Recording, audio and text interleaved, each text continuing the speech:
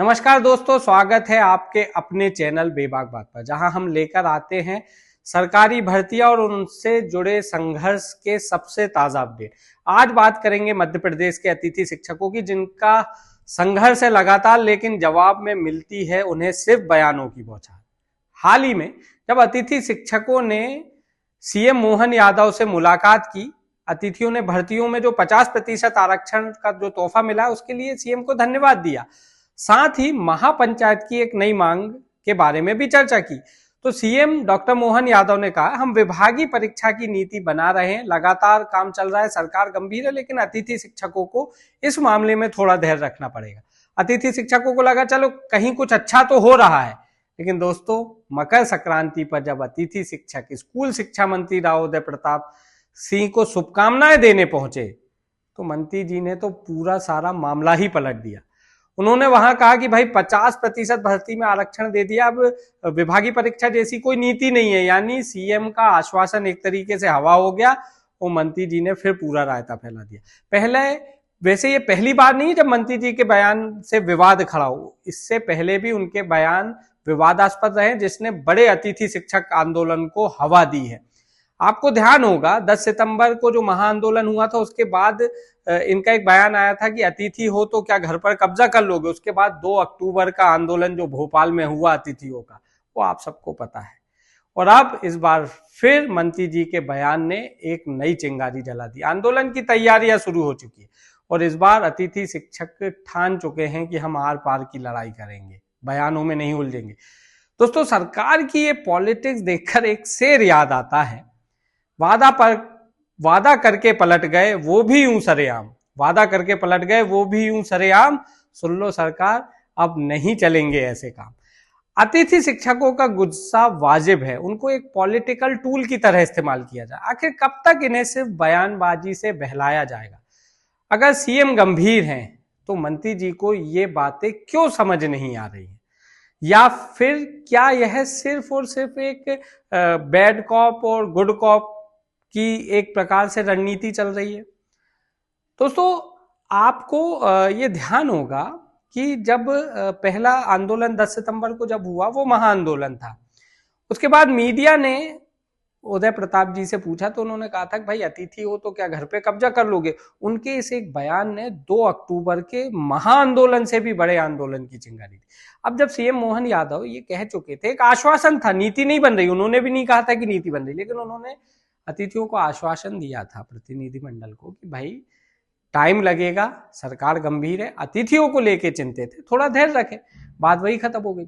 अब जब स्कूल शिक्षा मंत्री से अतिथि शिक्षक मिलने पहुंचते हैं कि भाई आपने भर्ती में हमें जो 50% आरक्षण दिया उसके लिए धन्यवाद, तो मंत्री जी भी आश्वासन दे सकते थे, लेकिन नहीं, मंत्री जी ने कह दिया भैया कोई नीति नहीं है। यह बात जैसे ही अतिथि शिक्षकों से जुड़े ग्रुपों में सर्कुलेट हुई कि स्कूल शिक्षा मंत्री जी ने सिरे से नकार दिया है, कोई नीति नहीं, कहीं कुछ नहीं, तो उसके बाद फिर अतिथि शिक्षकों ने मन बनाया कि अब हमें भोपाल में इसके लिए आंदोलन करना पड़ेगा। सिलसिलेवार बात करेंगे, वीडियो में आगे बढ़े उससे पहले अब तक यदि आपने हमें सब्सक्राइब नहीं किया है हमारे यूट्यूब चैनल को, तो सब्सक्राइब कर लीजिए और इस वीडियो को अंत तक देखें। अच्छा लगे तो अपने अतिथि शिक्षकों को ज्यादा से ज्यादा शेयर कीजिए। शुरू से शुरू करते हैं। दरअसल विभागीय परीक्षा की जरूरत क्यों पड़ी, क्यों अतिथि इसको इतना ज्यादा जोर दे रहे हैं? दोस्तों, 50% आरक्षण जिनको मिलने वाला है उसमें बहुत सारी कंडीशंस है। पहला तो ये आरक्षण ऐसा फिक्स नहीं है कि इस पे सिर्फ अतिथि भर्ती होंगे।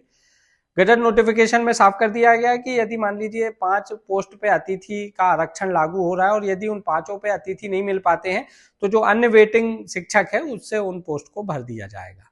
मतलब कैरी फॉरवर्ड या ऐसा बिल्कुल फिक्स है, ऐसा कुछ नहीं।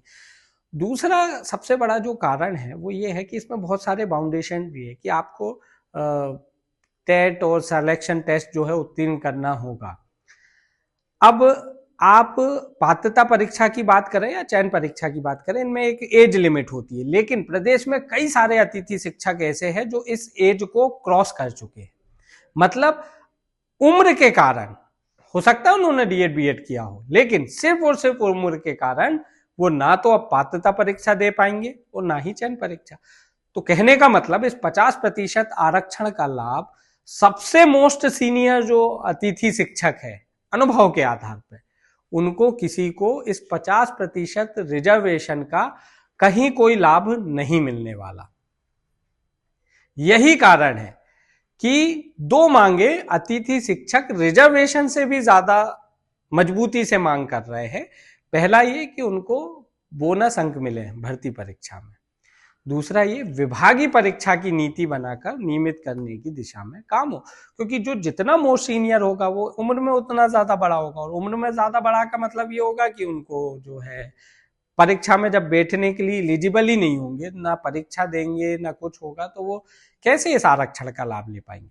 यही कारण है कि वह विभागीय परीक्षा की नीति बनाने पर जोर दे रहे हैं। और यह महापंचायत 2 सितंबर 2023 को तत्कालीन मुख्यमंत्री शिवराज सिंह चौहान ने महापंचायत में भी इस घोषणा को पुरजोर तरीके से वादा किया था, आश्वासन दिया था कि हम नीति बनाएंगे।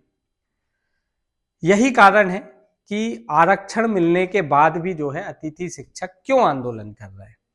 अब इसमें भी थोड़ा सा एक पेच ये फंस गया कि पात्रता परीक्षा पास आउट एक अतिथि शिक्षक संघ है जो संभवतः भारतीय मजदूर संघ से संबद्ध है और उनके द्वारा ये ड्राइव किया जाता है। उन्होंने अभी 19 जनवरी रविवार को भोपाल में बड़े आंदोलन की घोषणा कर दी। जैसे ही मंत्री जी ने कहा नहीं साहब वो तो काई की विभागीय नीति हो रही है वो, तो उन्होंने तत्काल प्रतिक्रिया देते हुए ग्रुपों में सर्कुलेट हुआ कि भाई हम 19 जनवरी को जो है रविवार को भोपाल में अब बड़ा आंदोलन करेंगे और ये निर्णायक आंदोलन होगा, सरकार को जवाब देना होगा। अलग अलग बयान नहीं चलेंगे, सीएम कह रहे हैं कि बना रहे हैं और उन्हीं विभाग के स्कूल शिक्षा मंत्री जो हैं वो ये कह रहे हैं कि नहीं भैया ऐसी कोई नीति प्रचलन में नहीं है। तो ये तो घुमाने फिराने वाली बात होगी। तो जो वो पात्रता परीक्षा उत्तीर्ण जो है अतिथि शिक्षकों का संघ जो मजदूर संगठन से जुड़ा हुआ है भारतीय मजदूर संघ से, उन्होंने तत्काल एक्शन का रिएक्शन वाला जो न्यूटन का थर्ड लॉ था वो लागू किया और फटाक से दिया कि भैया अब 19 जनवरी को भोपाल की सड़कों पे मिलते हैं। लेकिन इससे पहले ही अतिथि शिक्षक समन्वय समिति और आजाद अतिथि शिक्षक संघ, इनका एक अधिवेशन का कार्यक्रम है हरदा में, हरदा डिस्ट्रिक्ट में जिला मुख्यालय पे। वो भी 19 जनवरी को जो है रविवार को होना है।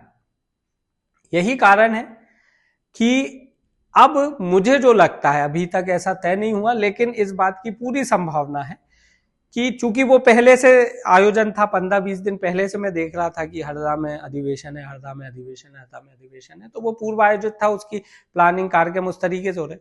मुझे ऐसा लगता है कि 19 जनवरी का भोपाल का आंदोलन संभवतः अब उस तारीख को नहीं होगा, होना भी नहीं चाहिए।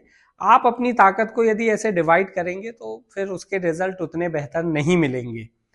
और सभी को एक लेके, जैसे कल मैंने केसी पवार जी के भी मैसेज देख रहा था, सुनील परिहार, रविकांत गुप्ता जी सबके मैसेज में देख रहा था, उसमें खान जी हैं कोई, उनके भी मैसेज पड़े। एक सारगर्भित चीज मुझे यही लग रही है कि सभी ये मानते हैं कि विभागीय परीक्षा की नीति, बोनस अंक, ये सब हमें मांगे सरकार से बात करनी ही पड़ेगी और इसके लिए एक बड़ा आंदोलन होना चाहिए।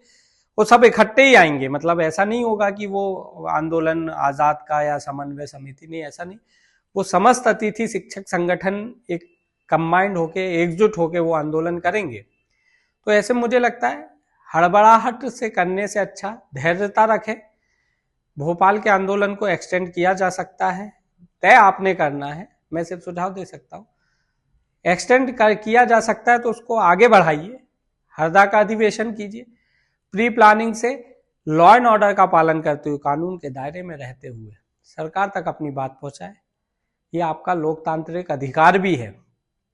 आपका जो एक प्रकार से आप उनके गवर्नमेंट के एक परिवार के सदस्य की तरह है। आप अपने मुखिया से बात कर रहे हैं, इसमें कहीं कोई दिक्कत नहीं है, अपनी बात रखिए, लॉ एंड ऑर्डर का, कानून का पालन करते हो, क्योंकि आप जो है एक शिक्षक है, शिक्षक बनने वाले नहीं है। देखो, अतिथि शिक्षक होना, नियमित शिक्षक होना, ये अलग अलग विषय हो सकता है, लेकिन आप आज भी उन्हीं बच्चों को पढ़ा रहे हैं जिनको नियमित होने के बाद भी पढ़ाएंगे। तो आप तो ऑलरेडी शिक्षक है। तो शिक्षक का ये पहला काम होता है कानून का पालन, वैसा कीजिए, एक अच्छा तरीका अपनाइए, बटिए मत कि ऐसा ना हो कि दो संगठन जो है हरता अधिवेशन की ओर कूच कर जाए और एक संगठन जो है यहाँ पर अपना अलग प्रोटेस्ट शुरू हो जाए, सेम डेट सेम टाइमिंग पे, लोकेशन अलग अलग।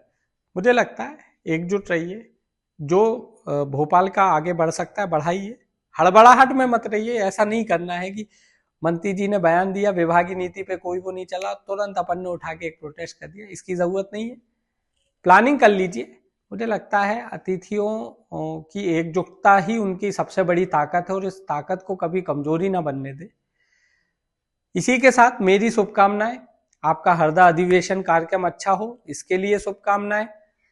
आप को जो आपकी मुख्य मांगे हैं, जो वैध मांगे हैं, वो आपको मिले, सभी योग्य, आपको ही नहीं सभी को, जो वेटिंग शिक्षक हैं उनको मिले, जो नए बच्चे आ रहे हैं उनको। सरकार एक ऐसी नीति बनाए जिसमें सभी का भला हो। नए बच्चे भी उन्हीं के हैं भाई, उनका ख्याल कौन रखेगा, उनके भविष्य की चिंता भी गवर्नमेंट को करनी है। तो नीति ऐसी बने जिसमें सबका हित शामिल हो और सबको उनके अधिकार की, उनकी हक की नौकरी मिले। इसी के साथ मुझे दीजिएगा इजाजत। ये वीडियो आपको यदि पसंद आया है तो सबसे पहले अतिथि शिक्षकों को ज्यादा से ज्यादा शेयर कीजिए, लाइक कीजिए, सब्सक्राइब कीजिए और हमारे ट्विटर हैंडल को फॉलो करना ना भूलें।